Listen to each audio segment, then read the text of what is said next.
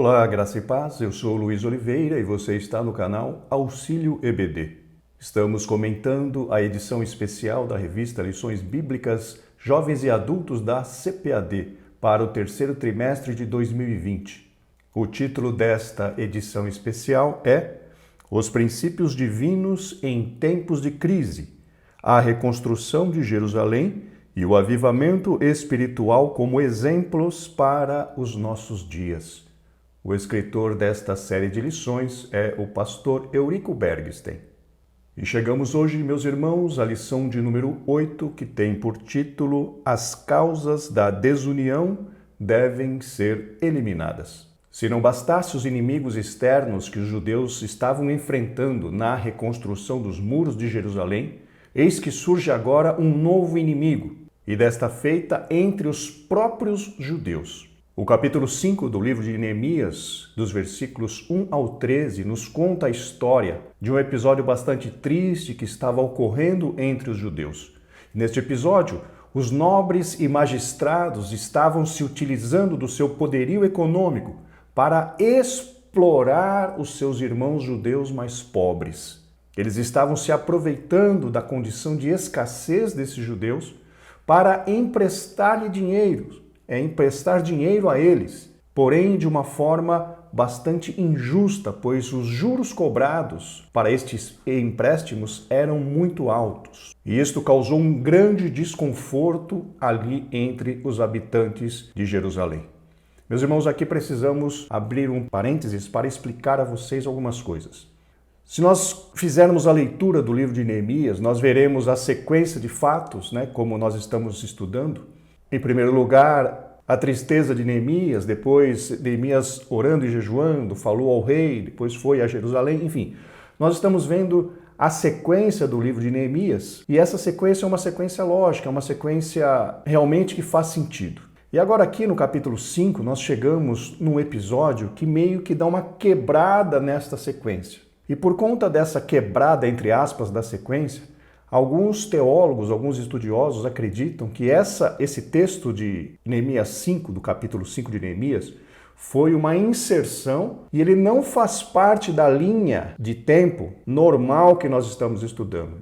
Segundo alguns teólogos, esses episódios do capítulo 5 aconteceram após a construção, após o término da reconstrução dos muros. Porém, outros teólogos defendem essa linha de tempo, essa linha temporal, justamente considerando este episódio de Neemias 5 como tendo ocorrido no meio da construção ou da reconstrução dos muros de Jerusalém.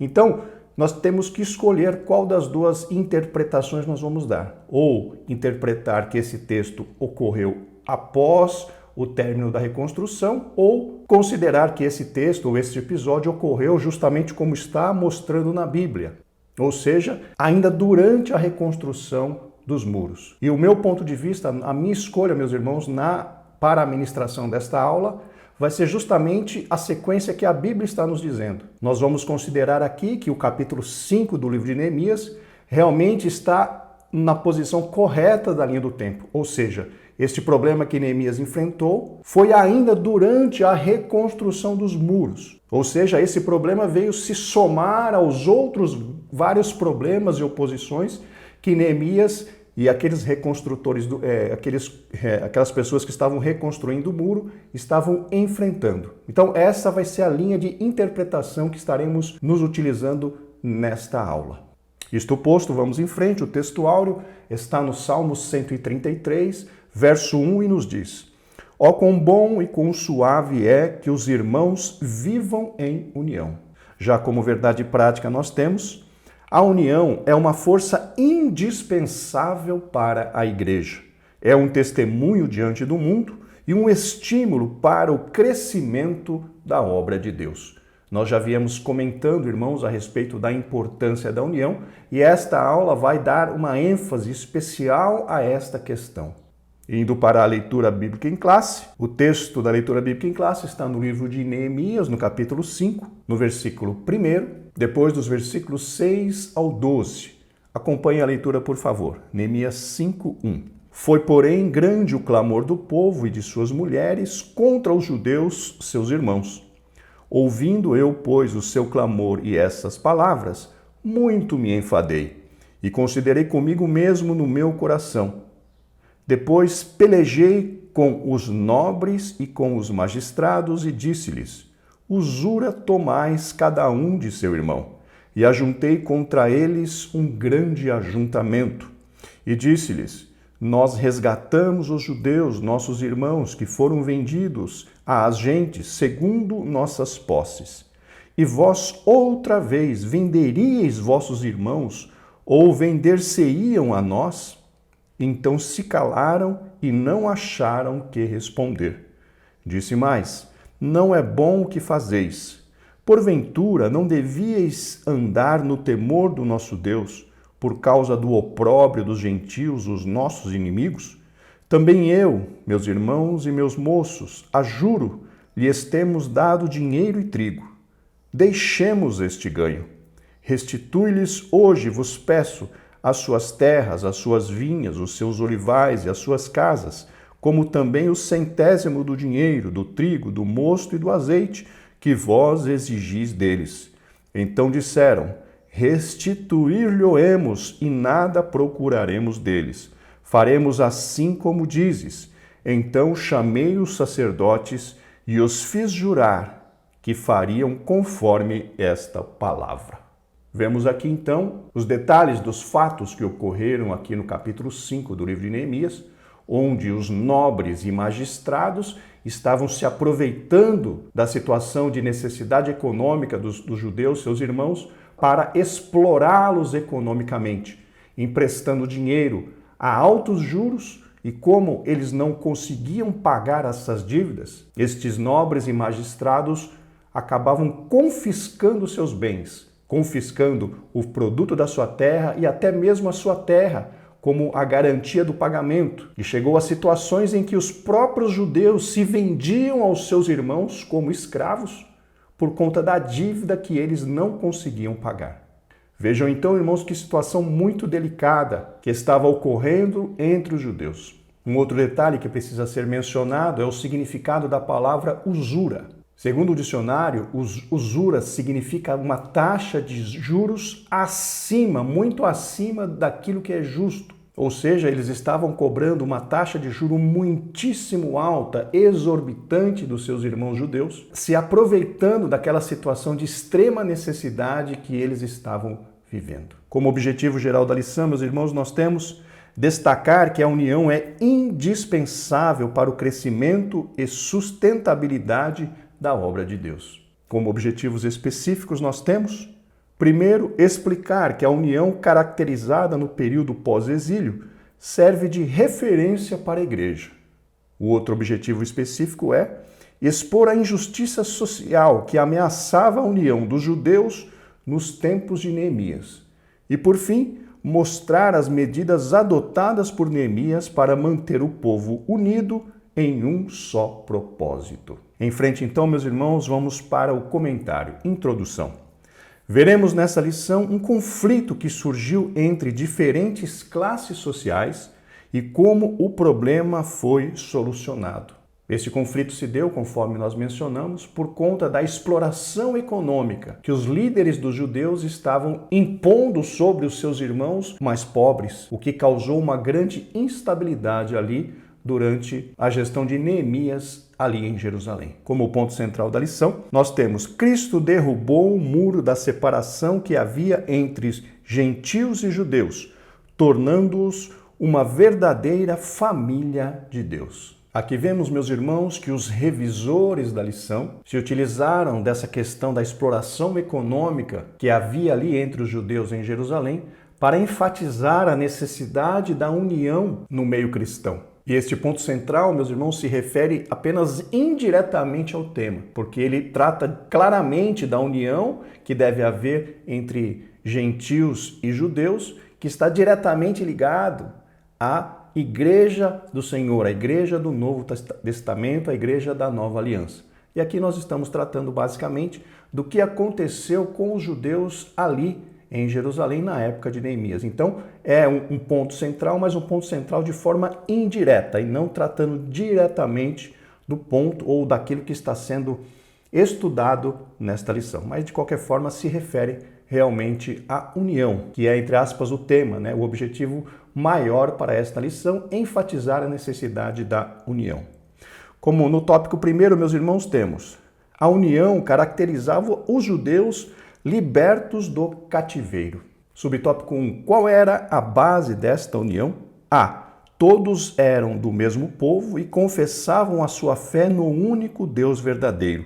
O altar havia sido renovado, o templo levantado e o culto a Deus restaurado conforme os ritos da lei. Essa união, meus irmãos, que o comentarista pontua aqui neste subtópico, neste item A do subtópico 1, é uma união motivada por algo chamado sentimento nacionalista. E o que seria esse sentimento nacionalista? Seria um sentimento de pertencimento a uma nação, a um povo, a um grupo. E vejam que foi exatamente isso que aconteceu. O comentarista aqui está citando, né? Todos eram do mesmo povo e confessavam a sua fé no único Deus verdadeiro. Mas enquanto eles estavam em Babilônia, conforme nós mencionamos na aula passada, esses laços de união estavam muito enfraquecidos, porque da sua vida espiritual, dos seus rituais religiosos, os seus rituais do seu relacionamento com Deus, haviam praticamente acabado. Porque os judeus, conforme os irmãos já sabem, davam muito valor à questão do templo, à questão dos sacrifícios, à questão realmente de estar ali envolvidos na vida religiosa. E enquanto eles estavam no exílio, esta vida religiosa se reduziu, se resumia apenas aos encontros que eles tinham nas sinagogas para estudar a Bíblia, para estudar a lei, né? Para estudar a Torá.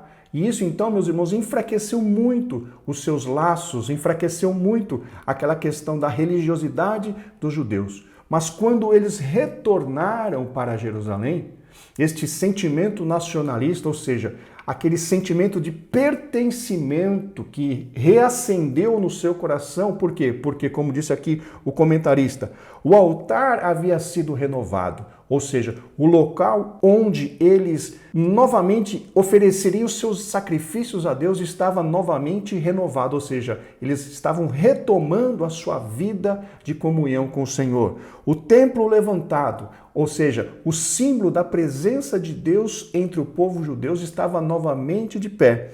E o culto a Deus restaurado. Então vejam, essas três coisas, o altar, o templo e o culto. Com a restauração dessas três coisas, aquele sentimento nacionalista, aquele sentimento de pertencimento dos judeus aflorou dentro do seu coração e a partir daí eles se uniram em torno de um único objetivo, que foi a reconstrução dos muros de Jerusalém para que eles, como a própria Bíblia diz, não estivessem mais em opróbrio, ou seja, não estivessem mais numa situação vergonhosa diante dos seus inimigos, aquelas nações que os rodeavam, né? Aquelas pessoas que estavam ali em volta da região ali de Judá e de Jerusalém. Então vejam que este sentimento nacionalista surgiu no coração dos judeus, então os motivou a se unir em torno de um único objetivo. Seguindo em frente, meus irmãos, item B.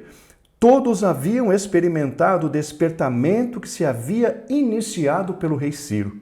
Todos haviam cooperado ativamente para a restauração da cidade de Jerusalém. Aqui, meus irmãos, nós vemos a atuação de Deus diretamente na vida das pessoas. Essas pessoas, elas não simplesmente acordaram motivadas. Foi a atuação de Deus sobre a vida delas que trouxe esta motivação. Se nós lermos, por exemplo, Esdras, no capítulo 1, versículo 5, na Almeida Revista e Corrigida, nós encontramos: então, se levantaram os chefes dos pais de Judá e Benjamim, e os sacerdotes e os levitas, com todos aqueles cujo espírito Deus despertou, para subirem a edificar a casa do Senhor que está em Jerusalém. Então vejam que esse despertamento ele veio diretamente das mãos de Deus. Foi Deus quem despertou o povo para retornar, foi Deus quem motivou o povo para trabalhar, para realizar a sua obra. E conforme nós vimos, conforme nós estamos vendo, a obra do Senhor foi realizada. Não sem problemas, não sem oposições, mas foi realizada. porque a Bíblia diz que os planos de Deus, eles se cumprem. Glórias ao nome do Senhor. Em frente, subtópico 2, esta união entre os judeus simboliza a união que deve haver na igreja de Deus. Também na igreja há muitas coisas edificantes, unificantes. Todos experimentaram um novo nascimento. Todos que nasceram de novo amam aos que são nascidos por ele, Jesus. Enquanto, meus irmãos, chamar a ligação entre os judeus de sentimento nacionalista seja correto, usar este mesmo termo para a igreja já não mais seria correto. No nosso caso, os salvos em Cristo Jesus, o que nos une não é um sentimento nacionalista, mas sim o que nos une é o próprio Senhor Jesus Cristo. Leamos o que diz o Evangelho segundo São João, no capítulo 5, versículos 4 e 5, na Almeida Revista e Corrigida. Está em mim, diz o Senhor Jesus Cristo, e eu em vós. Como a vara de si mesma não pode dar fruto se não estiver na videira, assim também vós, se não estiverdes em mim. Eu sou a videira, vós as varas. Quem está em mim e eu nele, este dá muito fruto, porque sem mim nada podereis fazer. Entendam então, meus irmãos, que a nossa união como crentes, como servos do Senhor, está justamente na pessoa de Jesus Cristo. Ele é a videira, ele é o local onde nós estamos enxertados, onde nós fomos enxertados. E quando nós estamos em Cristo, quando nós estamos verdadeiramente fazendo a vontade dele e entendemos o seu sacrifício, nós realmente nos unimos com os nossos irmãos, ou seja, nós nos unimos com todos aqueles que também estão enxertados na videira verdadeira. Então, a nossa união com os nossos irmãos não é porque nós somos bons, não é porque nós decidimos, não é companheirismo, não é coleguismo, não é esse tipo de sentimento que deve reger a nossa vida em Cristo Jesus. Nós somos unidos em Cristo, ou nós somos unidos com os irmãos porque estamos em Cristo. E quem está em Cristo reconhece a outra pessoa que também está em Cristo. E esse amor de Cristo acaba nos unindo aos nossos irmãos, não apenas uma união de propósito, mas uma união real em Cristo Jesus. Aquela união, meus irmãos, que nos leva um a ajudar o outro, aquela união que nos leva um a amar o outro, aquela união que nos leva um a suportar o outro. Por quê? Porque nós não estamos suportando o outro pelo amor ao outro tão somente. Nós estamos suportando ao outro por causa do nosso amor a Cristo. Então veja que tudo precisa ser motivado pelo nosso amor a Cristo. Quando Paulo disse lá na sua carta aos Coríntios, na sua primeira carta aos Coríntios, ainda que eu desse toda a minha fortuna para os pobres, se não tivesse amor, nada disso me aproveitaria. E que amor é esse? É o amor a Deus, o amor a Cristo, o amor justamente ao Deus Todo-Poderoso. Quem ama, irmãos, ao Senhor, precisa também amar os seus irmãos, mas o fator motivador das nossas ações precisa ser o nosso amor a Deus.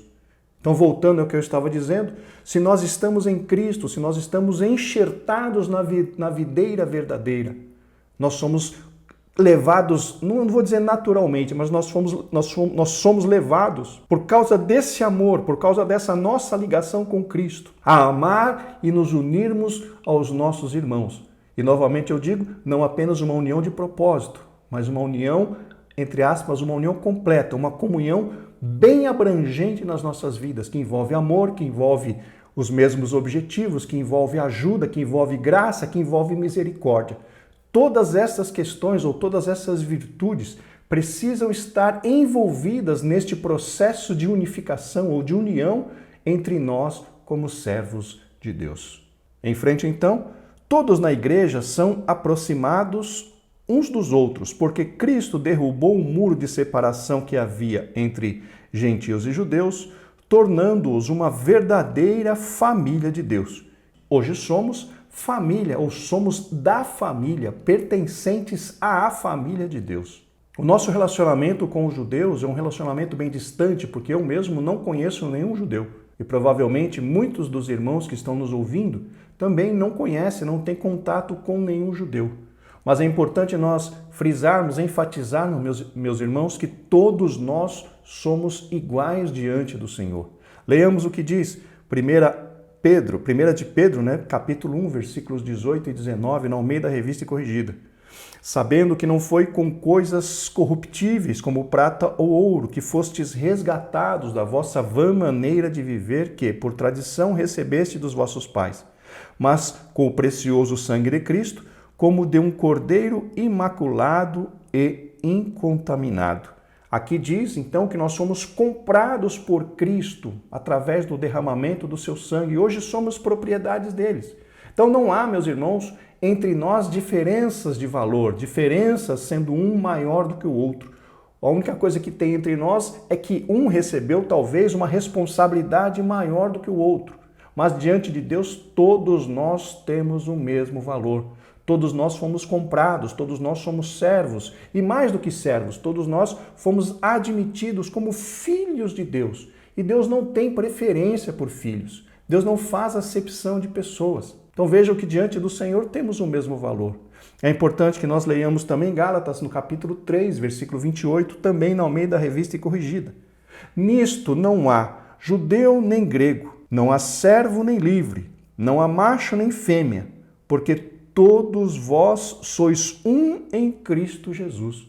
Vejam então que Paulo, escrevendo aos Gálatas, ele diz, olha, não há diferença entre judeu e grego, não há diferença entre macho e fêmea, não há diferença entre o escravo e o livre, porque todos nós formamos um corpo em Cristo Jesus, cada um na sua função, cada um nas suas atribuições, para que o nome do Senhor seja glorificado.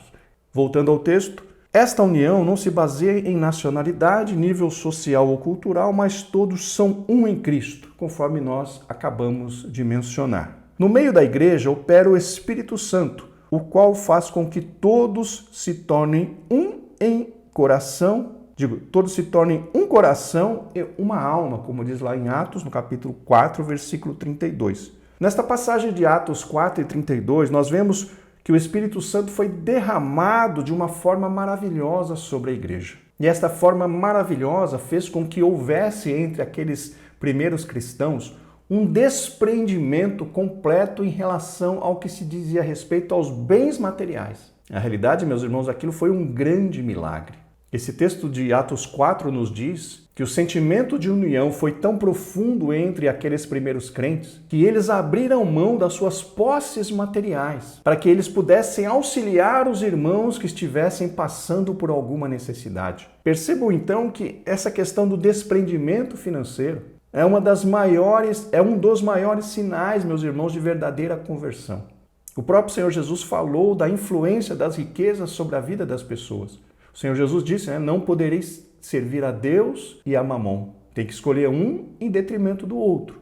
Ou seja, o Senhor Jesus colocou as riquezas, o dinheiro, como sendo um verdadeiro Deus com letra minúscula. E quando alguém consegue se desvencilhar do amor ao dinheiro e consegue realmente se entregar totalmente ao Senhor, isso é um sinal claro de verdadeira conversão. E foi justamente o que aconteceu ali com aqueles crentes da igreja primitiva, os crentes da primeira igreja, do início da igreja do Senhor ali em Jerusalém.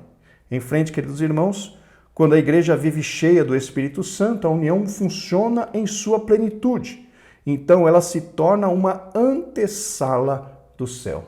Aqui, meus irmãos, não podemos deixar de mencionar que além do derramamento do Espírito Santo, para que uma igreja seja realmente unida, é preciso que haja maturidade e espiritualidade.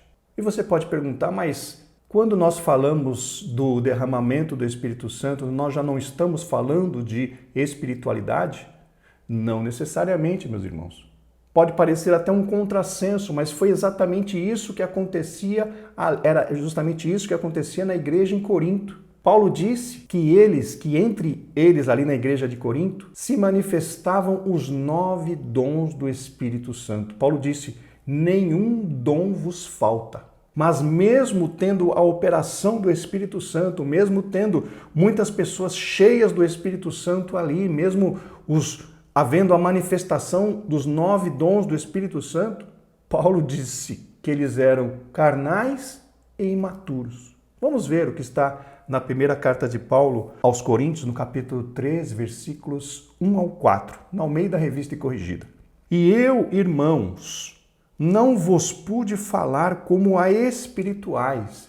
Vejam, eu, irmãos, não vos pude falar como a espirituais, mas como a carnais, como a meninos em Cristo.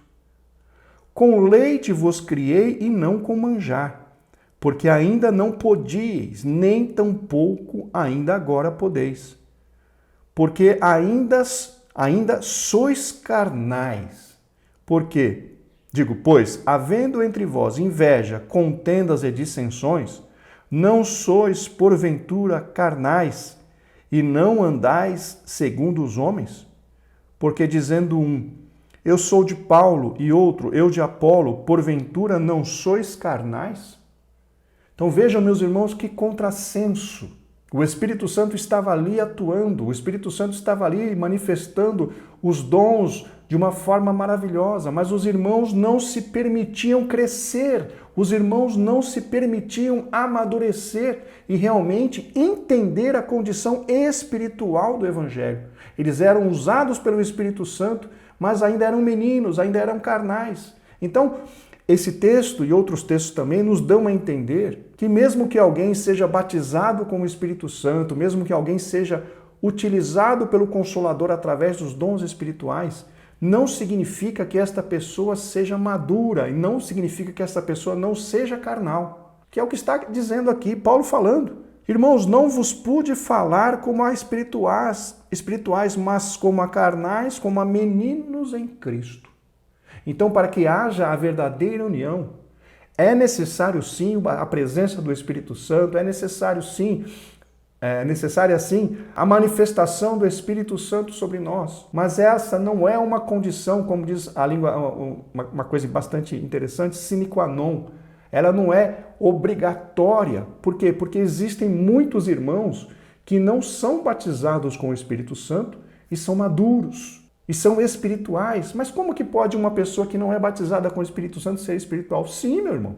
A pessoa não foi revestida com o Espírito Santo, mas o Espírito Santo está dentro dela. E mesmo que ela não recebeu ainda o poder do Espírito Santo através do batismo, o Espírito Santo está lá orientando, está lá ensinando, instruindo. E essa pessoa ganha a maturidade, alcança a espiritualidade, mas ainda não é batizada. Enquanto outros que pelo seu desprendimento, pela sua fé, conseguem receber o batismo com o Espírito Santo, mas ainda passam muito tempo sendo meninos, sendo carnais. Então vejam que contrassenso. Mais uma vez eu digo, é importante ser batizado com o Espírito Santo? Sim, claro. Não há dúvidas quanto a isso. Mas existe uma responsabilidade nossa em buscar a maturidade, em buscar um nível espiritual mais alto, mais elevado, através do quê? Através da oração, através da meditação na palavra de Deus, através de nós nos permitirmos que a palavra de Deus atue sobre nós. E com a ajuda do Espírito Santo, vamos conseguindo compreender mais e mais esta palavra e somos transformados por conta do contato e da atuação da palavra de Deus em nossas vidas. Então que fique claro, a união não é gerada simplesmente através do batismo com o Espírito Santo. É importante, mais uma vez eu repito, é importante sermos batizados. Mas existe uma lição de casa muito importante que nós precisamos fazer, que é deixar justamente que a palavra de Deus atue nas nossas vidas, para que possamos crescer, chegar à maturidade e também desenvolver a nossa espiritualidade com a ajuda do próprio Espírito Santo. Vamos em frente, queridos irmãos? Consideremos algumas bênçãos decorrentes da união. E tópico item A, os crentes sentem apoio espiritual para a sua vida. Muitos crentes vivem cercados de pessoas que são contrárias à sua fé. São alvos de críticas e de isolamento, seja no trabalho, na escola ou na família. É interessante notar, meus irmãos, que a Bíblia nos fala que podemos dar apoio espiritual aos irmãos de várias maneiras. E uma dessas maneiras é a intercessão. Vamos ler o que diz Tiago no capítulo 5, versículo 16, na Almeida Revista e Corrigida. Confessai as vossas culpas uns aos outros e orai uns pelos outros para que sareis. A oração feita por um justo pode muito em seus efeitos. Veja aí, então, meus irmãos, uma forma de ajudar, uma forma de dar suporte espiritual, de dar apoio espiritual, interceder. Tiago está dizendo, olha, confessai as vossas culpas uns aos outros e orai uns pelos outros. O que é isso? Isso é suporte, isso é apoio espiritual. Mas essa não é a única forma. A Bíblia nos dá outras formas. Leamos o que diz a primeira carta de Paulo aos Tessalonicenses, no capítulo 5, versículo 14, também na Almeida Revista e Corrigida. Rogamo-vos também, irmãos, que admoesteis os desordeiros, consoleis os de pouco ânimo, sustentei os fracos e sejais pacientes para com todos. Vejam então Paulo dizendo claramente quais são outras formas de se dar apoio espiritual, através da admoestação, através do consolo, através da sustentabilidade aos fracos ou do apoio aos fracos. E também através da paciência que nós manifestamos, que nós nos utilizamos de uns para com os outros. Tudo isso, meus irmãos, pode ser considerado apoio espiritual. Vejam então que coisa maravilhosa. De volta ao texto. Que riqueza então é chegar à igreja, encontrar o ambiente fraternal e a união que predomina entre os irmãos. Ouçamos o que diz o salmista. Quão bom e quão suave é que os irmãos vivam em união. Realmente, meus irmãos, é uma bênção. Mas, conforme mencionamos, um ambiente assim só encontraremos entre cristãos espirituais e maduros na fé. Em igreja onde predominam os meninos e os carnais, o que nós mais encontramos é inveja, dissensão e contenda. Que Deus, meus irmãos, nos dê da sua graça, para que possamos ajudar os nossos irmãos a melhorar, a progredir, a amadurecer na fé e deixar essas coisinhas de lado, deixar essas coisinhas de inveja, dissensões e, enfim, essas coisas que são da carne, para que possamos realmente desfrutar das bênçãos maravilhosas deixadas pelo Senhor para nós, e uma delas é justamente a união, você chegar num lugar onde as pessoas não estão preocupadas com a roupa que você está vestindo, onde as pessoas não estão preocupadas com o ano do seu carro, ou o que você pode fornecer a elas, ou quais são as vantagens que elas podem obter através de uma amizade com você. Meus irmãos, isso é terrível quando as pessoas se aproximam de outras pessoas por conta do interesse. Ou então afastam as outras pessoas por causa da inveja, por causa da implicância. Que nós possamos, irmãos, ser maduros, não nos importarmos no sentido de o que a pessoa tem, mas sim nos importarmos com o que a pessoa é, servo de Deus, filhos de Deus, salvos na pessoa de Cristo Jesus. Isso é o que importa. As outras coisas são todas carnais. Que Deus nos dê, irmãos, maturidade para podermos vencer estes inimigos que muitas vezes se apresentam no meio de nós. Em frente, queridos irmãos, item B, na igreja, levamos as cargas uns dos outros. Existem cargas que cada um tem de levar sozinho, mas também cargas em que podemos ajudar uns aos outros. Que bênção na hora de aperto saber que a igreja pode ajudar em oração. As cargas que temos que levar sozinhos são, principalmente, as lutas espirituais que travamos no sentido de resistir às tentações. Esse tipo de luta tem que ser travada sozinho, humanamente falando. Mas, nesses momentos, podemos contar com a ajuda da Palavra de Deus. Um exemplo clássico a esse respeito encontramos no Evangelho segundo São Mateus, no capítulo 4, que trata justamente da tentação do Senhor Jesus Cristo no deserto. O Senhor Jesus havia recebido o Espírito Santo, segundo a Bíblia nos diz, no momento em que foi batizado por João Batista. Mas o texto bíblico não mostra ou não menciona a ajuda do Espírito Santo ali naquele momento em que o Senhor Jesus Cristo estava sendo tentado. Não há menção da atuação do Espírito Santo ali. Mas nós sabemos que o Espírito Santo estava ali, mas não há menção da atuação do Espírito Santo ali. Mas o texto bíblico, meus irmãos, é claro em nos mostrar que o Senhor Jesus Cristo venceu a tentação através da palavra de Deus. Está escrito, está escrito. está escrito, foi o que o Senhor Jesus Cristo apresentou ao inimigo das nossas almas no momento da tentação. Nesses momentos, irmão, nesses períodos de tentação, de provação, são nesses que nós temos que lutar sozinhos no sentido humano da coisa, mas nós podemos contar com a ajuda da palavra de Deus. Já as outras cargas, conforme mencionado em Gálatas 6:2, podemos contar com a ajuda da igreja, seja em apoio emocional, seja em apoio financeiro ou mesmo através do recebimento do apoio em oração. Em frente, queridos irmãos, item C, a união nos faz fortes. Uma ovelha sozinha é facilmente arrebatada, mas quando está com o rebanho é protegida. Uma pedra sozinha pode ser levantada e jogada, porém, quando estiver edificada dentro do muro, é mais difícil tirá-la. Em relação a essa questão da união, é importante nós lermos Eclesiastes no capítulo 4, versículos 9 a 12, na Almeida Revista e Corrigida. Melhor é serem dois do que um, porque tem melhor paga do seu trabalho. Porque se um cair, o outro levanta o seu companheiro. Mas ai do que estiver só, pois caindo não haverá outro que o levante. Também se dois dormirem juntos, eles se aquentarão. Mas um só, como se aquentará?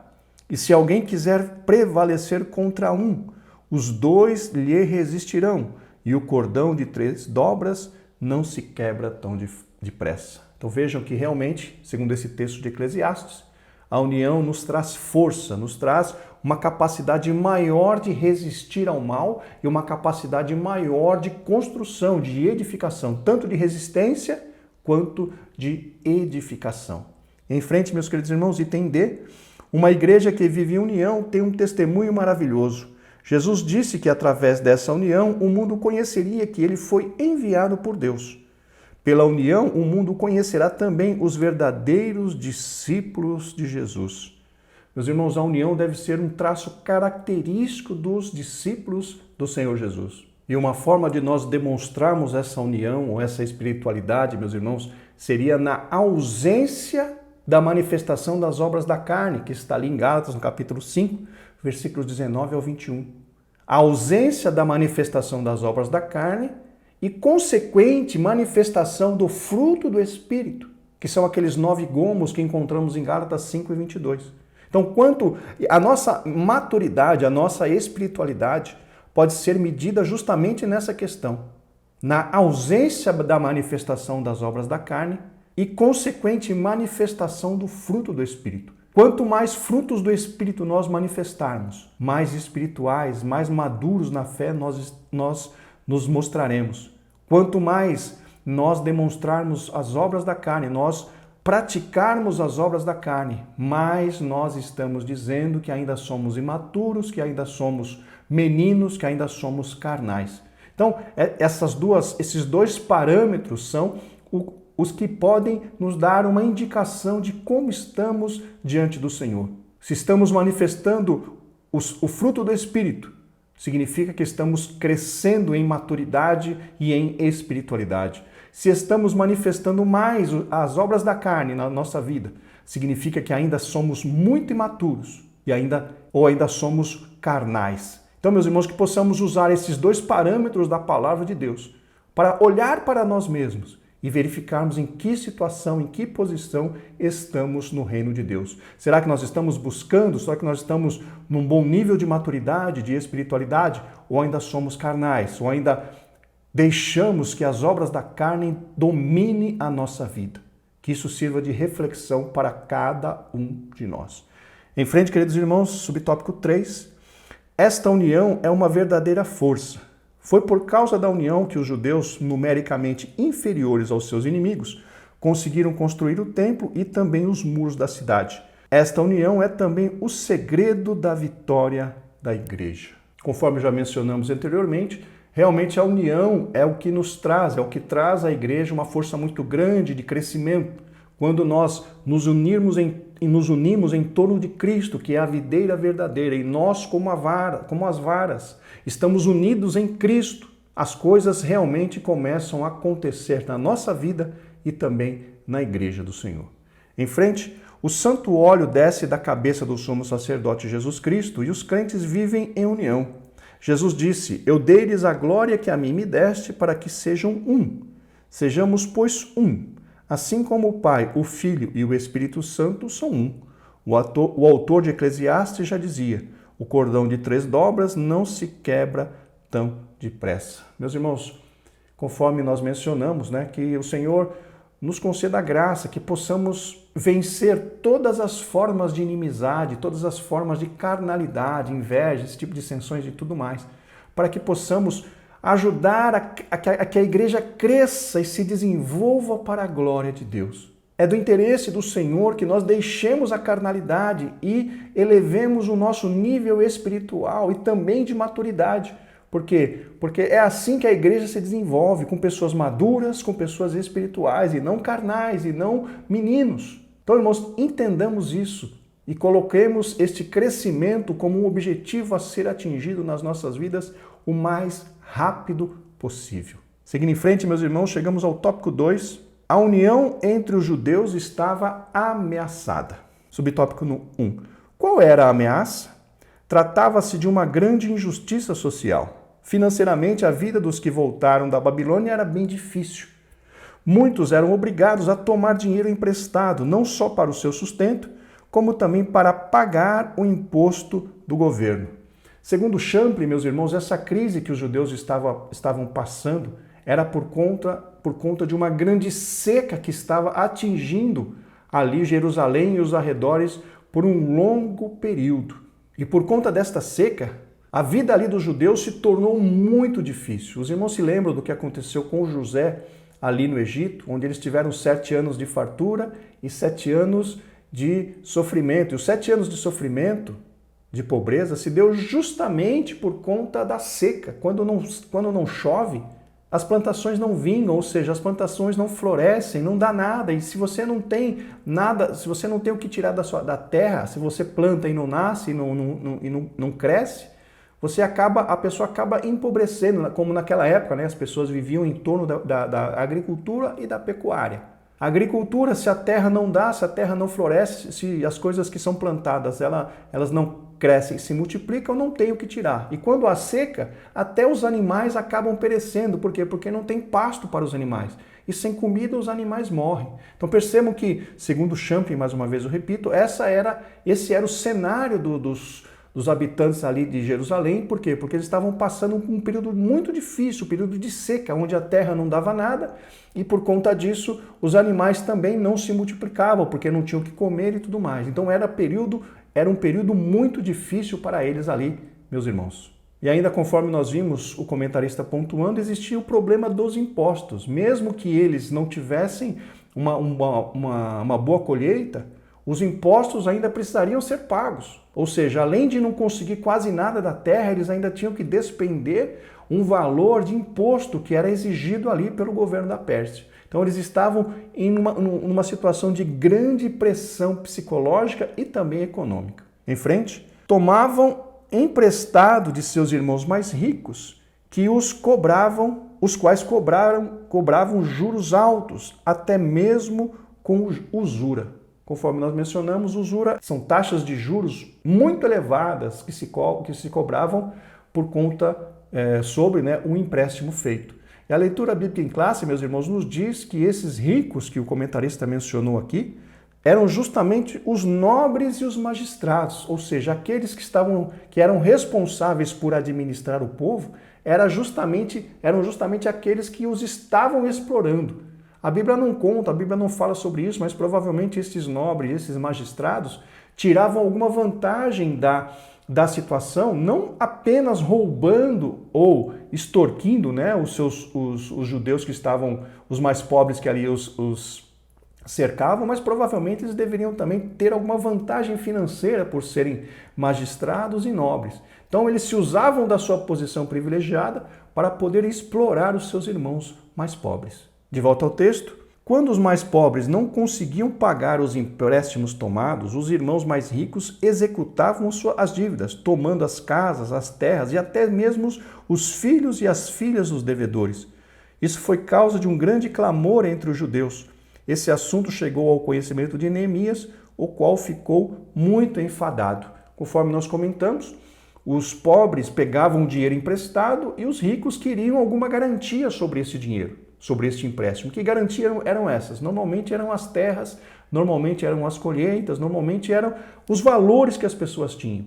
E quando a situação ficava tão difícil que eles não conseguiam pagar as dívidas, os credores iam lá e tomavam o quê? Primeira coisa que eles tomavam eram as colheitas. Se ele tinha colhido alguma coisa, se ele tinha algum cereal armazenado, os credores iam lá e tomavam os cereais. Se ele não tinha mais cereais, os credores iam lá e tomavam os animais. Se ele não tinha mais cereal e nem animal, sobrava o quê? Sobrava a terra e sobrava os filhos. Então os credores não tinham misericórdia, eles iam lá, tomavam as terras, pegavam os filhos dos credores como escravos e até muitas vezes os próprios credores, como não tinham dinheiro, eles mesmos se vendiam como escravos para aqueles que os emprestavam dinheiro, os ricos. Então vejam, irmãos, a situação. Um irmão explorando economicamente outro irmão. Um irmão no sentido de judeus, a mesma nacionalidade.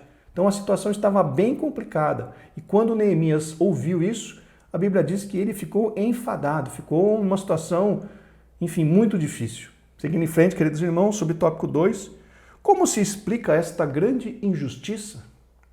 Em primeiro lugar, era uma expressão de falta de amor dos mais ricos para com os mais pobres. Desta forma, os mais ricos pecavam contra seus irmãos mais pobres, não lhes dando o devido valor. A Bíblia diz que cada um deve considerar os outros superiores a si mesmo e que devemos suportar uns aos outros em amor. Na realidade, meus irmãos, os pobres sempre reclamam da sua situação e os ricos sempre exploram os pobres. Isso é assim desde muito tempo. Hoje nós podemos ver isso. Os pobres reclamando da sua pobreza e os ricos usando os seus recursos para explorar os pobres. Porém, entre os judeus, isso deveria ser diferente. Deus, através da lei de Moisés, havia estabelecido parâmetros diferentes entre os judeus para que se evitasse esse tipo de prática. Vamos ler o que diz Levítico, no capítulo 25, versículos 39 e 40, na Nova Versão Transformadora. Se alguém do seu povo empobrecer e for obrigado a se vender para vocês, não o tratem como escravo. Tratem-no como empregado ou residente temporário que mora com vocês e o servirá apenas até o ano do jubileu.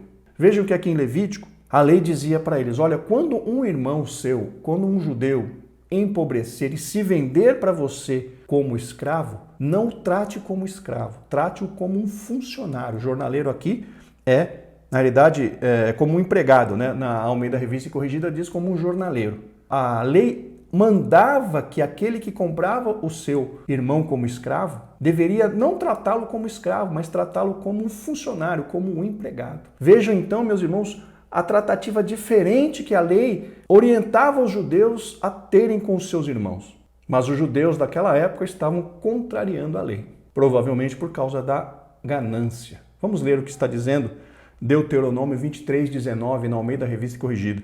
A teu irmão não emprestarás a usura, nem a usura de dinheiro, nem a usura de comida, nem a usura de qualquer coisa que se empreste à usura.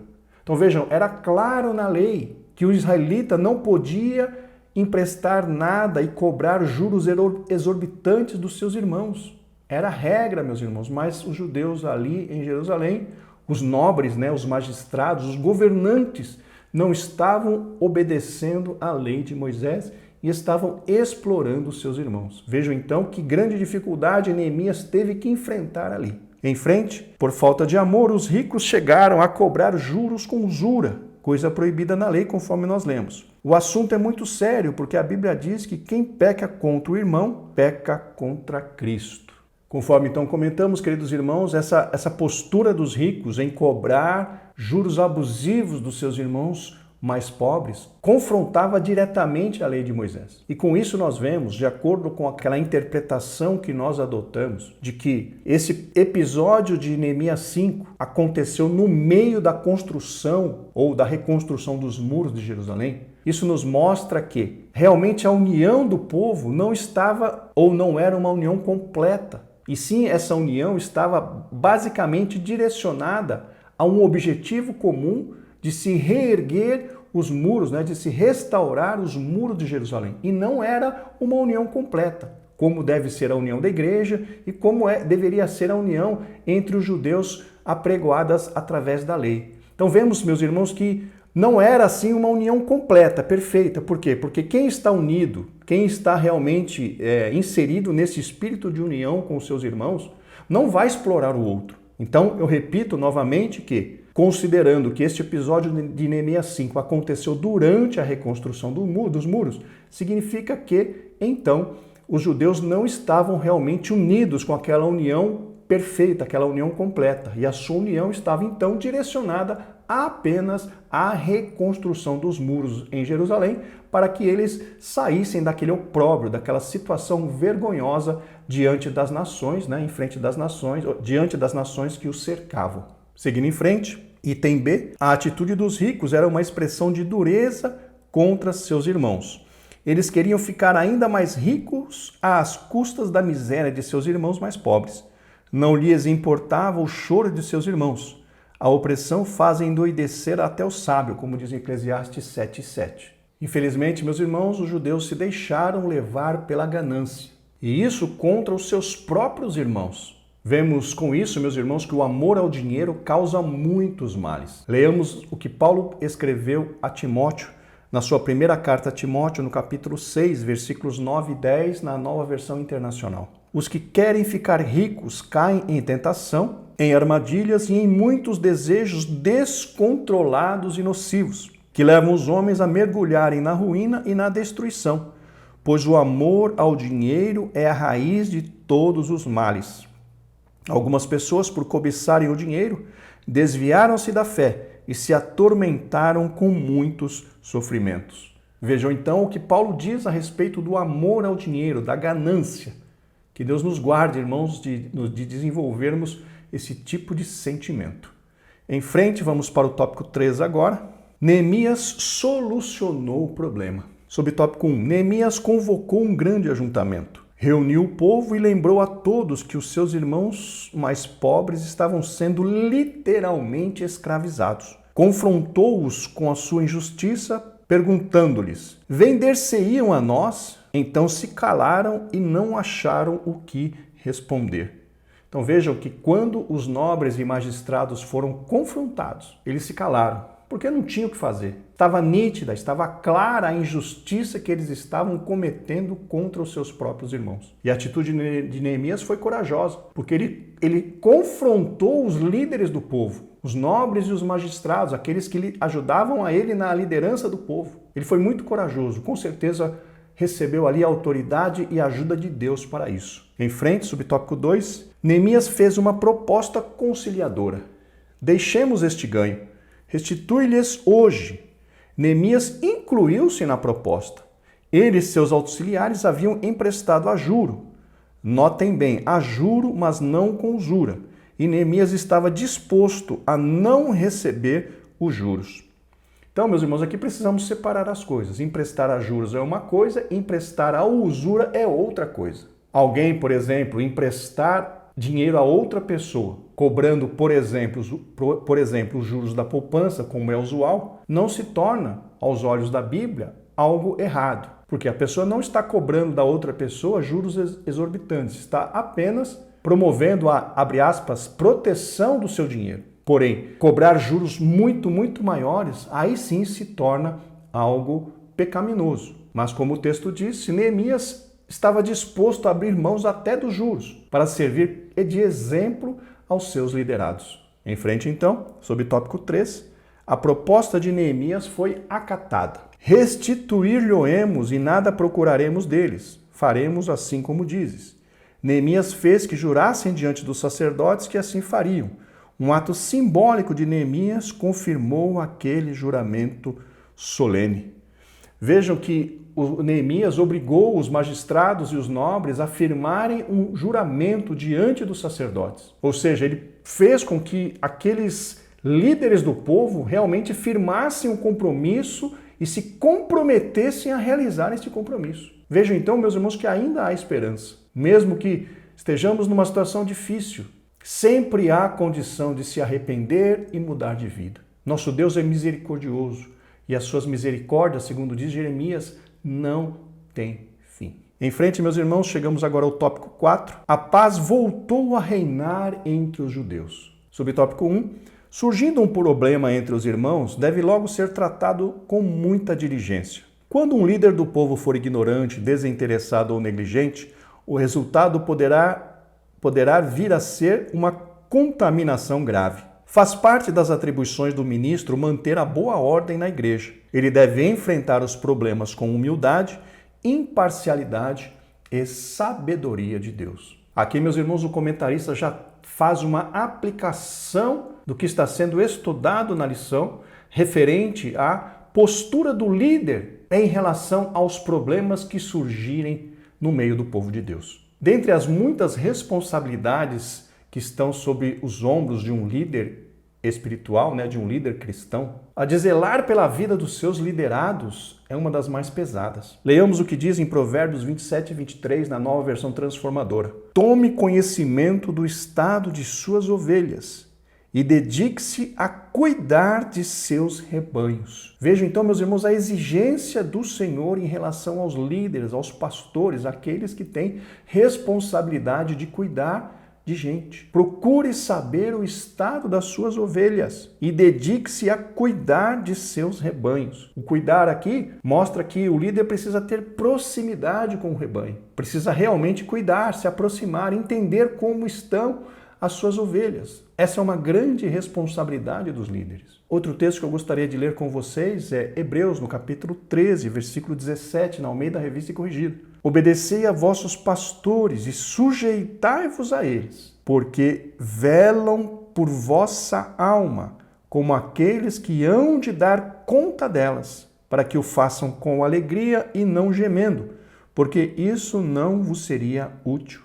Vejam então, meus irmãos, outra responsabilidade agora apontada no Novo Testamento, atribuída aos líderes. O escritor diz claramente, porque eles velam, os nossos líderes, os nossos pastores, eles velam pelas nossas almas. E principalmente, eles hão de dar conta delas. Entendam então a responsabilidade que está sobre os ombros do líder. Ele vai dar conta de nós, ele vai dar conta das nossas almas. Então por isso o escritor diz, olha, não torne o fardo dos seus pastores ainda mais pesado. Não seja ovelha rebelde, não seja um servo que cause problema, mas sujeitai-vos, obedecei aos vossos pastores, porque eles estão cuidando das nossas almas, eles estão cuidando de nós, porque eles vão dar conta das nossas almas. Então vejam, meus irmãos, que coisa importante nós sabermos para podermos valorizar os nossos líderes. Paulo diz na sua primeira carta aos Tessalonicenses, no capítulo 5, que nós devemos considerar os nossos líderes com uma grande estima e amor por causa da sua obra, porque eles têm cuidado das nossas almas. Que possamos, meus amados irmãos, honrar os nossos pastores, que possamos realmente ser ajudadores e não causadores de problemas para o ministério. Que Deus nos guarde, que Deus nos livre de sermos causadores de problemas para o ministério. Em frente, Neemias foi nesse sentido um exemplo para os que estão à frente da obra do Senhor. Assim como Deus fez com Neemias, Ele quer fazer com seus servos hoje, isto é, Deus quer abençoar seus servos e confirmar as obras das suas mãos. Conforme comentamos, meus amados irmãos, em aulas anteriores, há uma expectativa bíblica de que o líder seja um exemplo para os seus liderados. Leamos o que diz Primeira Carta de Pedro, no capítulo 5, versículos 1 ao 3, na Almeida Revista e Corrigida. Aos presbíteros que estão entre vós, admoesto eu que sou também presbítero entre eles, com eles, e testemunha das aflições de Cristo e participante da glória que se há de revelar. Apacentai o rebanho de Deus que está entre vós, tendo cuidado dele, não por força, mas voluntariamente, nem por torpe ganância, mas de ânimo pronto, nem como tendo domínio sobre a herança de Deus, mas servindo de exemplo ao rebanho. Vejam aqui então, meus irmãos, 3 características que Pedro afirma que os nossos líderes precisam ter. Apacentai o rebanho dele, o rebanho de Deus, né, que está entre vós, tendo cuidado dele, não por força, mas voluntariamente. Ou seja, o pastor deve exercer o seu ministério não de uma forma forçada, mas de uma forma voluntária. Ele se desejando fazer aquilo, o que vem confirmar a sua chamada para pastorear. Outra característica, nem por torpe ganância, mas de ânimo pronto. A torpe ganância aqui podemos considerar não para auferir algum ganho, não buscando algum reconhecimento, algum ganho, algum tipo de coisa, algum auto-benefício, mas sim tendo como objetivo servir a Deus com alegria. Cumprir o seu ministério, como disse Paulo a Timóteo. Cumpra o teu ministério, e ser pastor é um ministério. E a última característica, não nem como tendo domínio sobre a herança de Deus, ou seja, impondo autoridade, mas sim servindo de exemplo ao rebanho. Então vejam que aqui encontramos alguns requisitos para o sucesso daqueles que se dedicam a pastorear vida, a cuidar de vida. E quem reconhece essas orientações de Pedro, com certeza, terá sobre a sua vida a bênção de Deus. Em frente, queridos irmãos, subtópico 2, problemas relacionais devem ser tratados carinhosamente. Bem-aventurados os pacificadores. Item A, a desunião representa uma obra da carne. Estas coisas entristecem o Espírito Santo. Conforme mencionamos, meus irmãos, a igreja de Corinto, ou na igreja de Corinto, havia muita divisão. E Paulo classificou aqueles que se envolviam nessas questões como sendo carnais e imaturos. E conforme eu mencionei também, nós precisamos, irmãos, ter como objetivo de vida o nosso crescimento espiritual e o crescimento em maturidade, para que possamos viver uma vida que glorifique ao Senhor. Em frente, item B, a desunião destrói a comunhão e o amor entre os irmãos, coisa tão preciosa na igreja.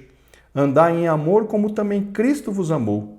Quem ama a Deus, ame também a seu irmão.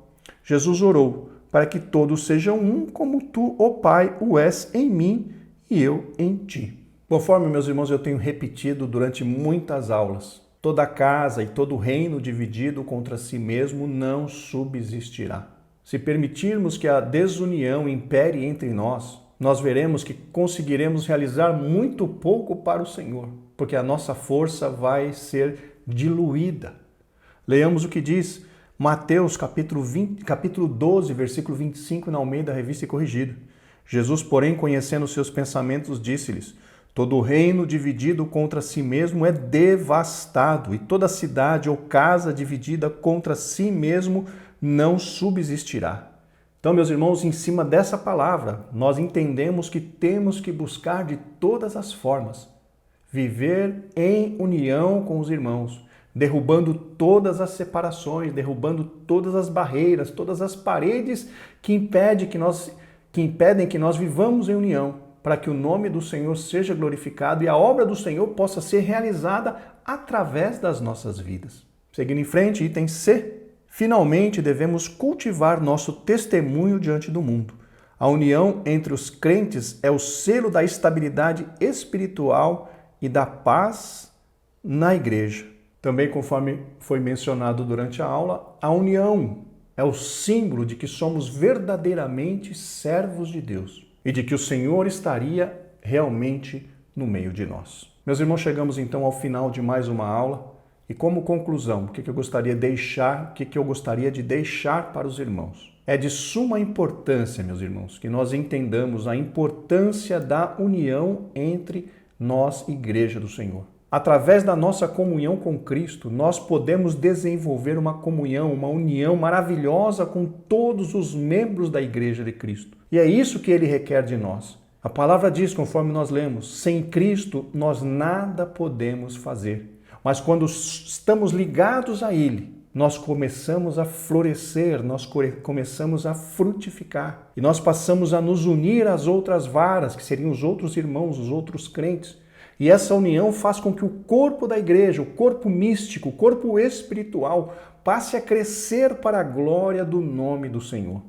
Que nós nunca, meus irmãos, tenhamos em mente tirar vantagem de algum outro irmão que esteja numa situação de necessidade.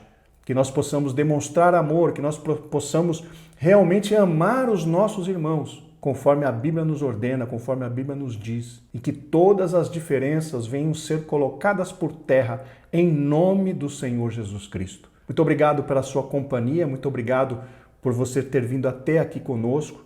Louvo ao Senhor pela sua vida, agradeço a sua oração e todo o apoio que você tem dado a este humilde trabalho. Que o nome do Senhor seja sempre glorificado através das nossas vidas e que as bênçãos do Senhor continuem sendo derramadas sobre a sua vida de uma forma abundante e maravilhosa. Semana que vem, se Deus quiser, estaremos de volta. Graça e paz.